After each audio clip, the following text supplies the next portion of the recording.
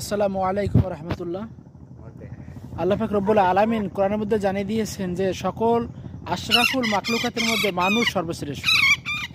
আজকে বিকেলবেলা যখন নদীর পাড়ে আমরা একটু অবসর সময় বসছিলাম, হঠাৎ করে এই যে খেজুর গাছটা দেখতেছেন, এই খেজুর গাছে রস খেতে এসে এই পাখিটা আটকা পড়ে যায় এবং আটকা পড়ে যাওয়ার পর এই তো দেখেন,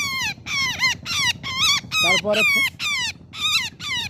পুরা জালের সম্পূর্ণ আটকা পড়ছে। আটকা পড়ার পর আর যদি কিছু সময় থাকতো পাখিটা কিন্তু মারা যেত।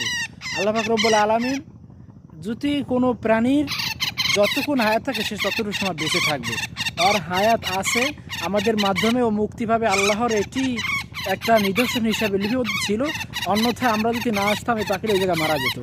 আল্লাহ চেয়েছেন দেখেই আমরা এই জায়গায় আসছি এবং পাখিটা মুক্তি পেয়েছি। দেখেন, ও অনেক কষ্ট করছে, ও গাছে অনেক কষ্ট করছি, আমি গাছে উঠছি, গাছে উঠে তারপর এক হাত দিয়া গাছ ধরছি, তারপর নামাইছি। মানে খুব অনেক পরিমাণ কষ্ট হয়েছে। ইনশাল্লাহ আমি ছাড়বো, আমার পেজে একটা ভিডিও করছি। পাখিটা আমি ছেড়ে আসতে